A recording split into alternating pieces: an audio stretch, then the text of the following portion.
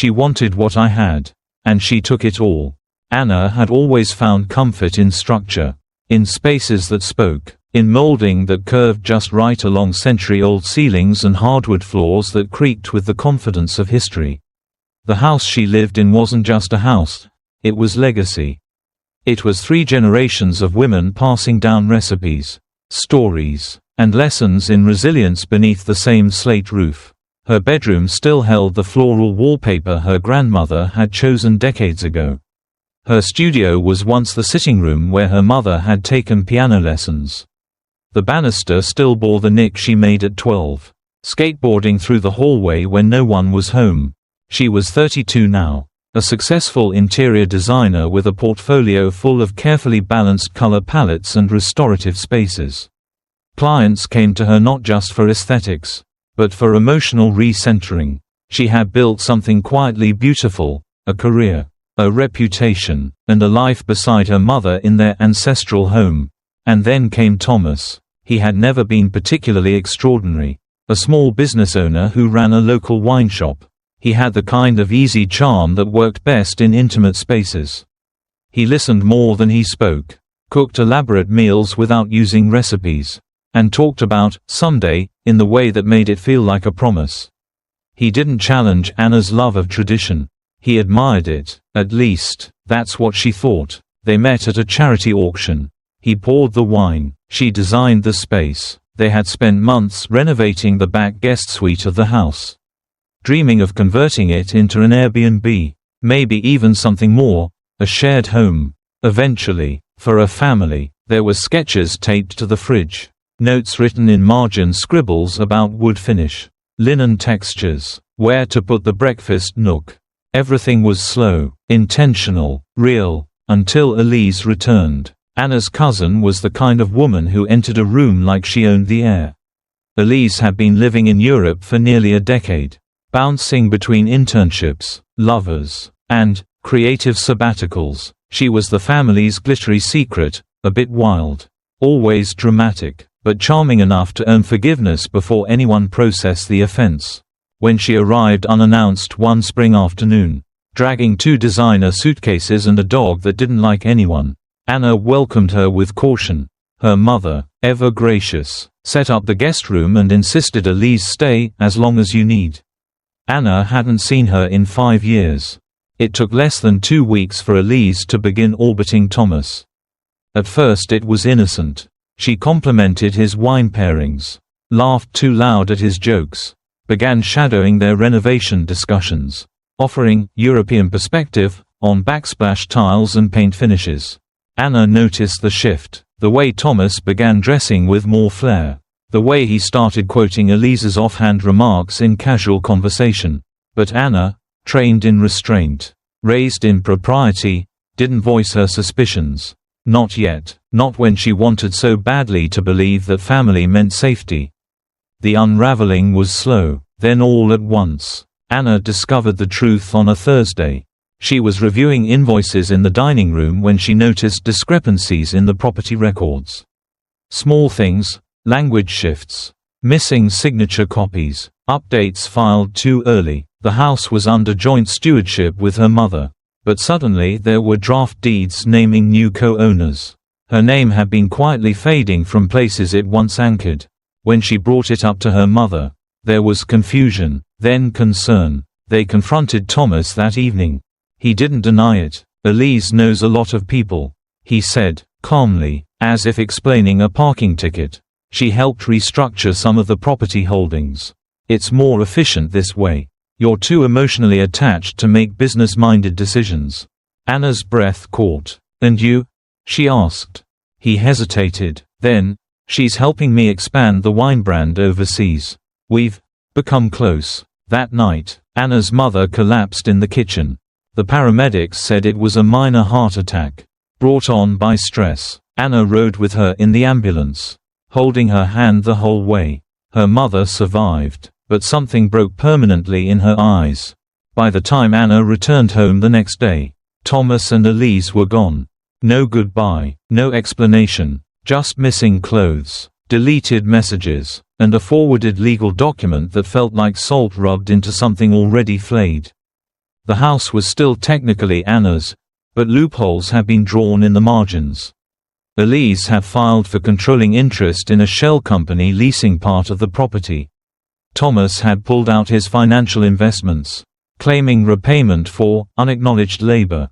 A web of betrayal wrapped in tax jargon. Anna stood in the middle of the foyer, where once she had imagined wedding photos, and felt nothing, not rage, not grief, just hollow. She moved out a week later, packed everything that was hers. Every chair, every pillow, every journal. Her mother came with her. They found a small apartment near the river, 2 bedrooms.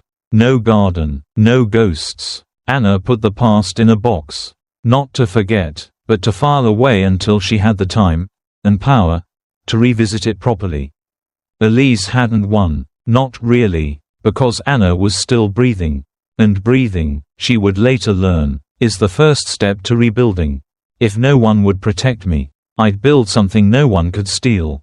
Anna's new apartment was nothing like the one she'd left. The ceilings were low, the floors groaned, not with memory, but with poor construction. Her bedroom window faced a brick wall that swallowed the sun by noon. And yet, there was something strangely clean about the emptiness, like a room waiting to be named. She and her mother moved in with just enough: a bed, a few boxes of books, a tea kettle, and 2 armchairs that didn't match but had survived every phase of her life. They ate their first meal, instant noodles in ceramic bowls, sitting on the floor, backs to the wall. Her mother reached for her hand and said nothing. The silence between them wasn't heavy. It was reverent. The next morning, Anna opened her laptop and created a new folder. Inside it, she drafted a proposal. Not a revenge plan, not even a comeback, just a map, something to hold onto while everything else felt like water. She called it restorative design. She would offer something new to her clients, not just beauty, but spaces that healed. Homes for people who had been cracked, burnt, stretched too thin. She didn't want to distract people from their pain. She wanted to hold it, house it, reimagine it. Her first clients were small: a yoga instructor who'd just gone through a divorce, a retired nurse trying to adjust to life without her partner of 50 years. Anna didn't just choose paint colors and throw pillows. She listened. She asked about morning routines, about scent memories, about the way grief made a room echo differently. Her designs didn't shout, they exhaled. Words spread, slowly, organically. Within 6 months, she had more clients than she could handle alone. She hired an assistant, rented a studio space in an old building with original crown molding and terrible insulation. She painted the walls herself, late into the night, fingers stained with ideas. But she didn't trust anyone. Not really, not with her plans, not with her name, not with her heart. She had dated, briefly, a teacher, a photographer, a man who sold artisanal candles and cried after sex. But they all felt peripheral, like furniture you borrowed, not bought. Then came Jordan. He wasn't part of the plan. He was just a name on a referral list, an attorney who specialized in estate law and property disputes. Anna needed someone to look over the remaining documents tied to the house. Elise had been strategic, and there were still assets frozen in confusion. She scheduled a meeting. The receptionist led her into a conference room with cold lighting and warmer coffee. And there he was, Jordan Alvarez. They'd met years ago in a philosophy class neither of them had wanted to take. She remembered his handwriting more than his face, tight, angled, efficient. Now he looked like someone who'd grown into himself. Crisp shirt, dark watch, steady eyes. He recognized her immediately. Anna Lowell, you used to quote Virginia Woolf on your architecture exams. She smiled. And you used to argue that minimalism was a form of cowardice. He laughed. I still might. They sat, reviewed documents. Anna was sharp, direct, protective. Jordan was precise, careful, a man who read subtext like legal code. He asked, without pressing, how she had come to lose so much. She told him, not everything, just the parts that mattered. My cousin saw a life she didn't want to build, so she stole mine. Jordan didn't pity her, he respected her. He called the next day with updates. Then again to confirm next steps. Then again, later that week, just to say he was passing by her studio and had found a coffee shop she might like. Anna was cautious, but not closed. They met on neutral ground. Talked about things that had nothing to do with loss, books, city planning, why every new cafe looked the same. He didn't try to charm her. He tried to know her. She didn't know what to call what was forming between them. It wasn't romance, not yet. It was a scaffolding, quiet, unassuming, safe. Meanwhile, her studio grew. She launched a blog, gave a talk on spatial trauma at a design symposium. Clients sent letters, handwritten ones, saying her work had changed how they lived. And Anna, piece by piece, began to live too. One night, while reviewing zoning permits, Jordan looked up and said, "You don't have to be afraid of losing it all again. Because this time, you built it to last." Anna stared at him, for a long time, then whispered, "Exactly, this time, no one gets to take it." She never said much, but she saw everything. Anna had always known her mother wasn't a loud woman. Even in joy, she smiled more than she laughed. Even in grief, she carried it in the angle of her shoulders. Not in words, but quiet didn't mean unknowing. Her mother noticed everything. The way Anna stirred her tea when she was nervous. The way her shoes were always lined up by the door in a straight line. The way she never used the blue plates after Elise had taken everything. In the final year of her mother's life, the silence between them deepened, not because there was nothing to say, but because everything had already been understood. Her mother, thinner now, with hands like pressed flowers, spent most days in a sunlit corner of the apartment reading books she never finished and writing letters she never sent. Some days, she'd hum old songs from Anna's childhood. Other days, she would sit with a notepad and just write names, dates, underlines. She never explained. Anna never asked. The apartment was quiet, and peaceful in a way that felt both sacred and fragile. But one phrase became her mother's refrain. "You didn't lose anything," she said one evening, after a coughing fit had stolen most of her energy. "You're just waiting to reclaim what was already yours." Anna had sat beside her, laying a blanket over her knees. "I don't care about the house anymore, Mom." Her mother turned. "Then good, because what's coming back to you isn't about brick and wood. It's about name, about truth." She passed away on a Tuesday morning. There was no dramatic moment. No final breath weighted with wisdom. Just a quiet slipping away, like light leaving a room. Anna found her still holding the pen from the night before. Notebook open on her lap. A sentence unfinished. The funeral was private, small. Anna didn't invite Elise, but she came anyway. She arrived in a tailored black dress, hand in hand with her husband, some up-and-coming entrepreneur from the tech sector, whose bio was long and history was short. She walked like someone who knew people were watching. Her hair perfect, smile tempered with just enough restraint to appear somber. Anna stood at the front of the chapel, arms folded. She didn't look away when Elise approached. But she didn't speak either. There was no recognition, only assessment. Jordan sat quietly in the back, dressed in a charcoal suit, his eyes tracking the room like someone watching a negotiation unfold. He wasn't just her attorney anymore. He was the one who had started asking the real questions, the ones Anna had buried under professionalism and restraint. "Why didn't you fight for it?" he'd asked her weeks earlier, after finalizing paperwork on her latest project. "Because I was still building something worth defending," she'd said, and she had. But now, there was something else unfolding. After the service, Elise approached her in the garden. "You look well," she said. Her voice was just soft enough to sound like regret. Anna looked past her. "You wore black for once." Elise didn't laugh. "I didn't come to fight." "Good," Anna replied, "because I stopped swinging." There was an awkward pause. Then Elise glanced around. "I heard your studio's doing well." Anna turned fully to face her. "It is. And I heard your firm's expanding." Elise smiled, but it faltered quickly. "We've had some recent challenges." Anna tilted her head slightly. "Growth doesn't always mean expansion." The conversation ended there. Elise rejoined her husband. Jordan stepped beside Anna with a subtle nod. "I reviewed something," he said later that day. Once they were alone. "Your mother's estate isn't settled.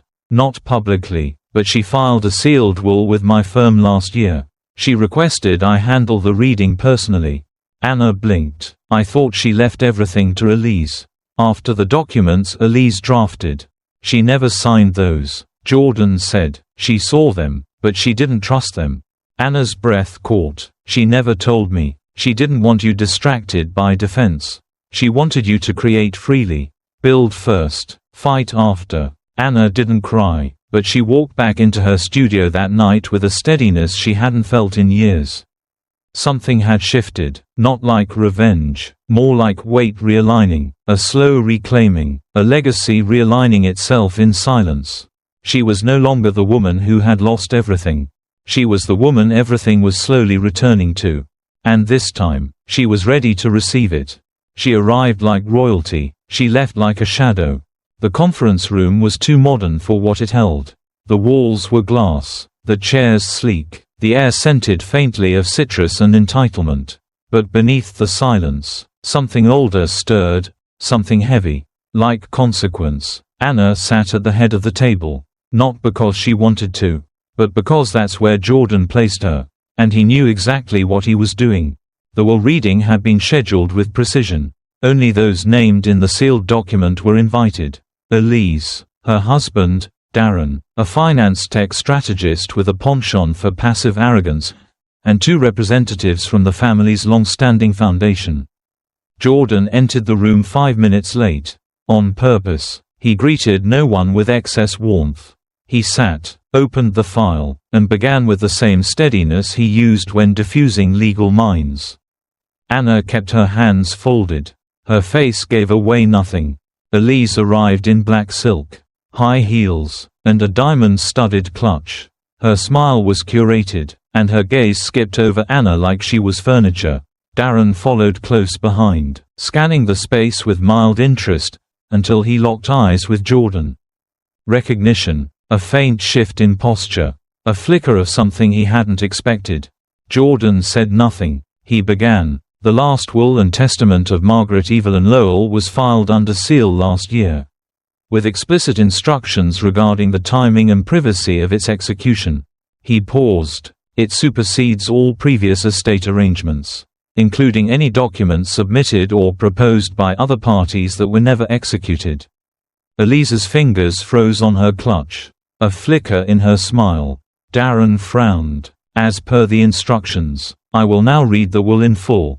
Anna listened, word by word, phrase by phrase. Her mother's voice, though now filtered through legalese, echoed in every line. "To my daughter, Anna Caroline Lowell, I leave the entirety of the Lowell estate, including but not limited to the primary residence at Ashwood Lane, all holdings under the Lowell Design Trust, associated intellectual property rights, and controlling interest in all legacy real estate investments held in my name."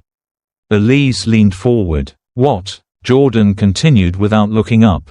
"To Anna, I leave the right to determine the continuation or termination of any and all existing rental, commercial, or intellectual contracts associated with the above properties." Darren shifted. "Wait, our office, our lease." Jordan turned the page. Clause 14. Tenant contracts are subject to review within 60 days post-activation of this will. Renewal is not guaranteed. Elise stood. "You can't be serious." Jordan's voice was even. "I'm not being emotional. I'm being legal." Elise looked to Darren, but his gaze was elsewhere, fixed on Jordan. Then flicking to Anna, something dawned in him, not just confusion, but history. "You know each other," Darren said to Jordan. Jordan nodded once. "We do. We went to law school together. And before that, undergrad. I've been Anna's legal counsel for the last 2 years." Elise's mouth parted. Her hand gripped the back of her chair. "You mean to say?" she began, then stopped. Her voice cracked. "You let me lease property from her?" Anna spoke. "For the first time, I didn't let you. You paid for the space. But I didn't need to remind you who it belonged to. You were always better at pretending." Silence stretched. Jordan stood, closing the file. All relevant documents will be sent to your legal team. As of today, the estate is under the full legal and administrative control of Ms. Lowell. Any appeals must be filed through proper channels. Elise didn't sit back down. She turned slowly, one hand on Darren's arm. But he didn't move to comfort her. His jaw was clenched, eyes still tracking Anna with a mixture of disbelief and something dangerously close to respect. When they exited, Elise's heels echoed like punctuation marks. A woman once certain of her inheritance, now walking away empty, not just of assets, but of control. Jordan remained. Anna looked at him. She didn't smile, but her breath was steadier than it had been in years. She thought she'd replaced me, Anna said quietly. Jordan replied, she didn't replace you, she just built her empire on sand. Anna walked to the window.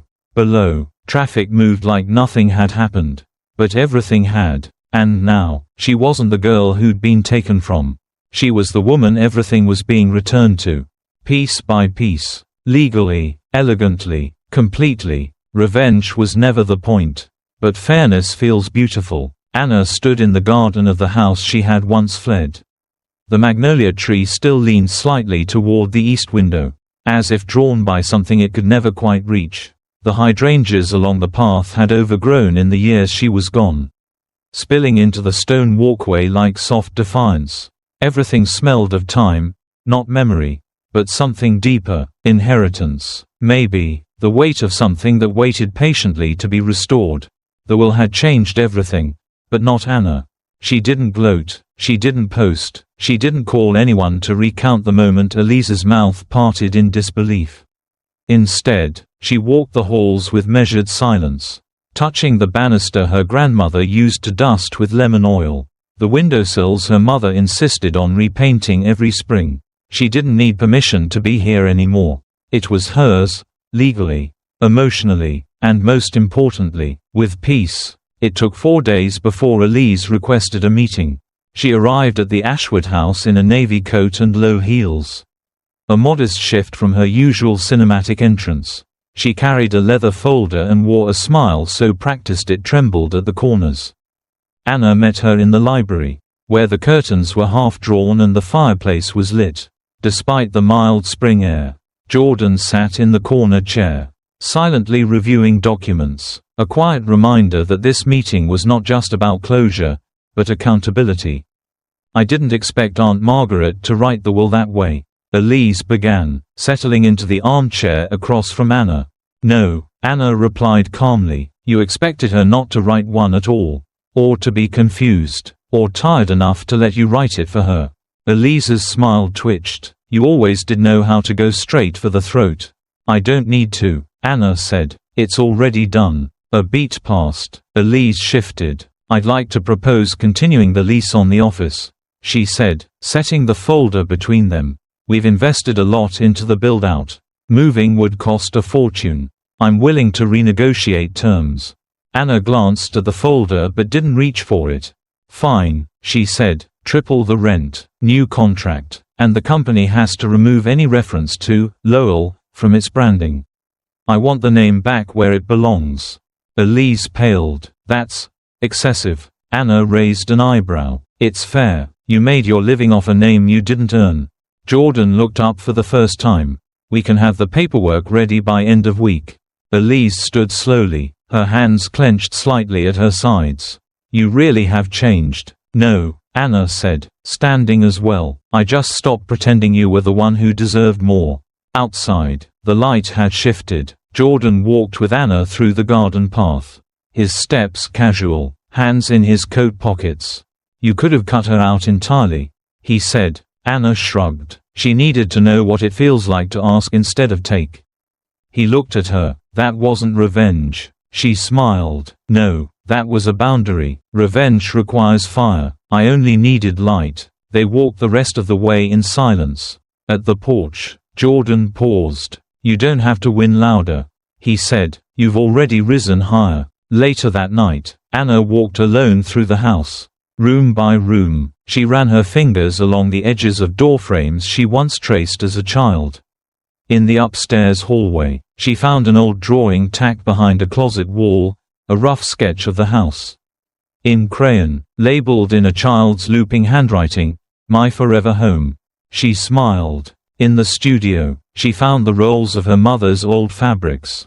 Velvet, silk, cotton, some faded, some pristine. She didn't cry. She folded them neatly, one by one. In the morning, she brewed coffee in the same percolator her grandmother once used, and carried a cup out into the garden. She sat beneath the magnolia tree and breathed.